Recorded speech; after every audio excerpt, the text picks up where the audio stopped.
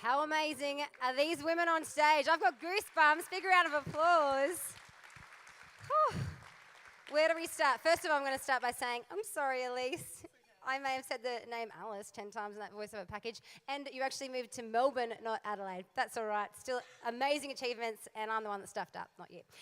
Okay, we're going to start with you, Madi. Now, this is really cool. Madi was actually here many years ago, and you actually won a Rising Star Award, is that right? What was a breakfast like this? Why was it important to you, and how did it help you in your career? For me, it was really nice to sort of sit in the audience and be a junior swimmer.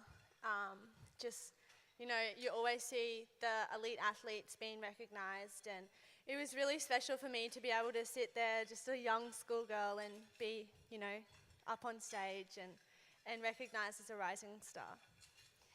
And Jess, congratulations. Recently won the Ashes series. What do you think is the importance of that, apart from winning for you guys? Do you think it motivates and encourages young women out there and young girls wanting to get into the sport? Yeah, absolutely. I think for us in Queensland, I know that we're one of the highest growing participation rates in women's cricket, and I know that that's something that Queensland cricket really is passionate about, and with the launch of the WBBL, I think on the back of that, hopefully we can get a lot of girls and families along. I know we have a double header with the men at the Gabba on the 19th of December, and hopefully we can get a lot of people along there, and if people are not busy, then get on down, and even if you are, then get your parents to take the day off work or something like that. So I think it's quite vital and important to give back to the grassroots levels, and everyone has to start somewhere. Exactly, and that T20, that Big Bash atmosphere is so amazing, and it is a great way for girls to get introduced into the sport if they haven't started playing cricket. And it's also, I think it's deserving, and it's such a great way to be recognised that you are playing Big Bash this year. So exciting. Now, Alyce, tell us, you narrowly missed out on a spot for the London Olympic Games. That must have been devastating. How did you pick yourself up? How did you not let, that mental hurdle, how did you overcome it? Yeah, I think it was one of the hardest things I've been through in my sporting career. In 2012, I just turned 19, so as a kayaker, that's quite young, to be towards the elite end of things. So to be honest, I wasn't looking towards going to London until that year. After missing out, I missed out by 0.07, which is nothing. So, after I finished that race and I saw that we did miss out, and, we were on the bank, I was disappointed, but I suppose it didn't really hit me until a few weeks later. A few weeks later, we had the Surf Lifesaving National Championships, and unfortunately, we lost one of the members in our club, Matt Barclay. He drowned, unfortunately. So I think that was one of the hardest things I've been through out of sport, and the combination of the both, I don't know, it just made me learn a lot and made me grow up, and I think I realised, what really is important in life. So since the London selections, I've had the opportunity to finish uni now. I've started my own business, and just kind of work on things outside of sport as well as in sport, because I think that balance is really good. So going into this year or next year's selections, I think I'm a lot better positioned in the fact that I've got a lot better balance, and if I do miss out like last time, it won't be the complete end of the world. Obviously I put every single moment of my life into this dream, but if I do miss out, I do have those other things. So that's what I've really been working on in the last 4 years. Anyone else, Katrina, work-life balance? Because I know, especially at school, in any area, not just sport, the pressure that we can put on ourselves can be quite damaging. So how do you achieve that work-life balance? Yeah, I guess you just got to sacrifice a few things. Instead of, going out with your friends one night, you might have to stay home and do your homework, or spend that extra few hours preparing for a soccer match or anything like that. So the balance is definitely very important in an athlete's life, and I guess just touching on that, if you don't have that balance and something you do miss out on a team, then you don't have anything to fall back on. So having those friends to support you and your family to support you, and then also something outside of, you know, your sport is definitely very important. Tell us about, you moved away to Melbourne. Massive decision as a young athlete, as a young teenager. Did that really make a difference in your career, and how come you came up with that decision to do that and make that sacrifice? Yeah, that was the second year that the W League was around, and I thought that I would take the opportunity. At the time, Brisbane Roar had a very stacked team. They were mostly Matildas in the team, so I thought I'd get the opportunity and go and play in another state, which was very hard as a 15-year-old. At that time, I was at Cav Road, and they were just so understanding of my commitments, and you know, my teachers would always help me along. I'd do a few hours extra after school just to make sure that, you know, my grades are still up. And when I moved over there, the W League at the time didn't have that much money, so my parents actually on our home games had to fly me back to Melbourne out of their pocket, which was pretty challenging for them. So it's just, you know, having that family support and the school supporting me was pretty incredible. Lessons in sport. What lessons have you learned that you have applied in your everyday life, whether it be work, be school? Can you share some of those insights with us? Anyone can jump in. Maddie, I'll choose you. Probably the most important lesson that I sort of learnt was last year in the package it said that I missed the team. So 4 weeks from our trials, I broke my wrist, and I had to sort of sit out and watch my teammates train and work hard and sort of, you know, be able to achieve their dreams for the last 4 weeks going into the trials and be selected. And sitting there watching that, I sort of said to myself, I'll never miss something if I don't have to. So learning a lesson from that, I won't miss a meter or a session or anything like that I don't have to, just because I know what it's like to have to sit there and watch other people, you know, achieve your dreams sort of thing. So that's probably the biggest lesson I've learned, is that I'll always give it my best and give everything I have, and the day that I stop doing that is the day that, you know, I'll stop swimming. I know growing up, and even now, being a type A personality, you want to be good at everything, not to be better than anyone else, but you're just so competitive with yourself, and I'm sure to be an athlete, you need to be like that. How do you overcome fear of failure? Because have you ever had an experience where you haven't given anything a crack, or you haven't wanted to be involved because you're scared of failure, or how do you overcome that mental block? I think, you know, as an elite sports person, failing is obviously one of those things that could happen and a possibility. So I think the illusion of having a fear to fail is probably a bit wrong. I think when we go into a regatta and you go into Olympic selection like I did, and you know, there is that possibility that you won't make it. You just kind of cop that on the chin, and you almost take it with you, and throughout the race, you know, you're thinking about all the positives about it, and if you do fail, it's just one of those things, and you can build on that, and you can learn from what you did wrong, and that's in a progression of a sports person. No one is ever the best in the world the first race they ever do. In order to become the best in the world, you have to learn from your mistakes. So making mistakes is almost a good thing.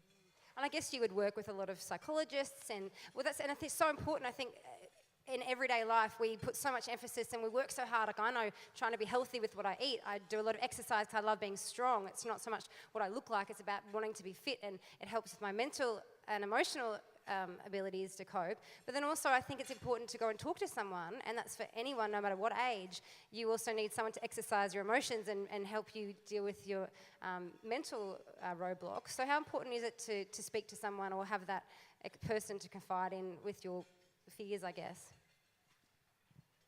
I think it's really important. I know for us, I guess especially around times when you're on a massive tour and you're away from home and you're away from your normal support network, that you're never going to be happy all the time. There's always going to be times that, things aren't going great, and I guess that's where you've got to not only confide in people like psychologists, but also in team sports. Your teammates are some of the best friends you have, and like they're all going through the same thing that you are, and I think that it's really important to not keep everything inside. And I know females tend to be good at that we don't generally talk about our feelings a lot, and sort of let everything bottle up and until one moment, and then it all just is released. And I think, it's really important to be able to talk to people, and like the girls were saying, that it's good to make mistakes, and I guess it's just a matter of how you overcome them and move on. And definitely, like with girls at school, and same what you were saying with your sports mates, just putting your hand up to say you're not coping is so important. I remember so many times when I grew up, I never told anyone that I wasn't coping because I thought that it meant something was wrong with me. But really, as soon as you put your hand up or you talk to someone, then you realise everyone's probably feeling the same thing. So I think that's really important as well. So Katrina, the Matildas recently went on strike for better pay. Was it successful, and what made you guys decide to do that? Yeah, they're still in negotiations at the moment. It was pretty tough. We were meant to go to the US and play 2 games against the world champions, so to not go to something like that was pretty challenging for us players.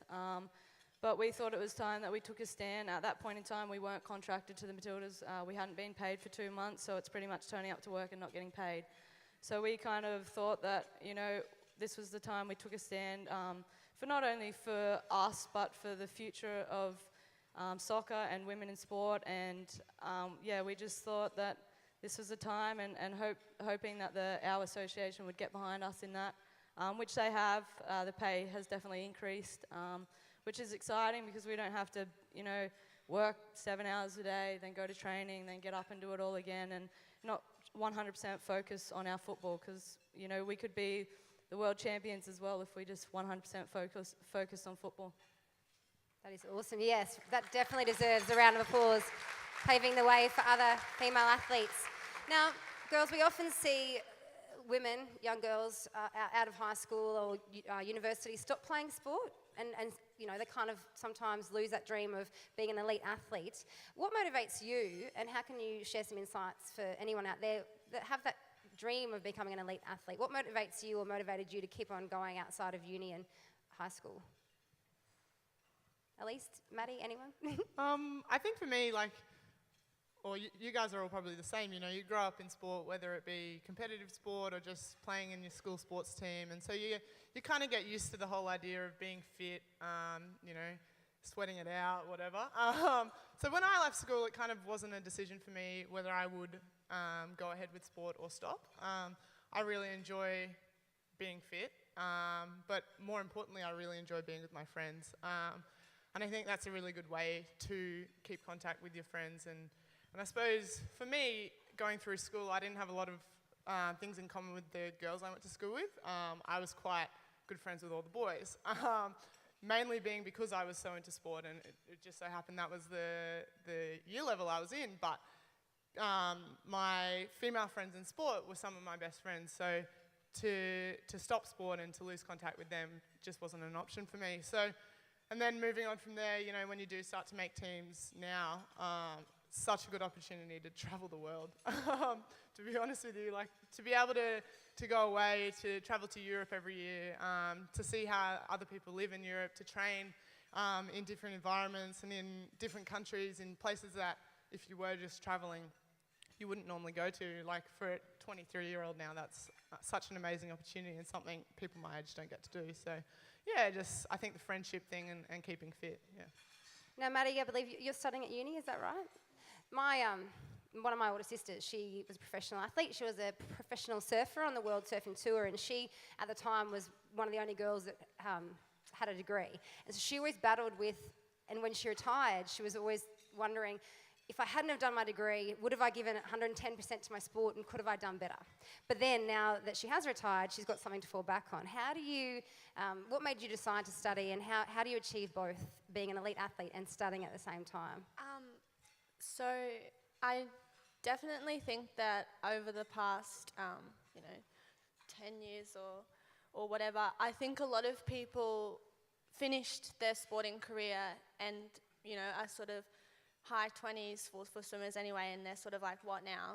I haven't had any job experience, I haven't got a degree, so you sort of just stop in that, and that's when sort of trouble starts. So going through school, my coach, Michael Bolt, always made sure that school came first before my sport. And that's something I'm really grateful for, because I did learn how to manage going to school, or waking up, going to training, going to school, going to training, going home, doing my homework sort of thing. And I sort of learned how to manage that. And then when I stopped school and I went to uni, it was so much easier because you know, I'm doing uni part-time, so it's only 2 days a week that I have to do that instead of every day. And it's really important for me to know that the day that I decide to stop, that I have something else there, and that's a nice feeling, because I don't want to stop and be like, what now, you know. But in saying that, definitely, in saying that too, I guess, you know, you've got to live in the now as well. And it doesn't mean that, you know, there's some people that aren't studying. It doesn't mean that there's not a life after football or swimming or kayaking. And we're going to be chatting to two amazing women who have continued amazing careers in sport, but outside of playing sport and competing as well. So I guess there's no one set path for any athlete, is there? And I guess it's having those support networks around you to be able to get advice as well. Do we have much time left, Linda? No? I want to speak for like another hour. Big round of applause for our amazing elite athletes here today. Thank you so much for your words of wisdom and encouragement, and you're such inspirations to all the girls here today, and we wish you all the best in your chosen sports and careers. Thank you very much.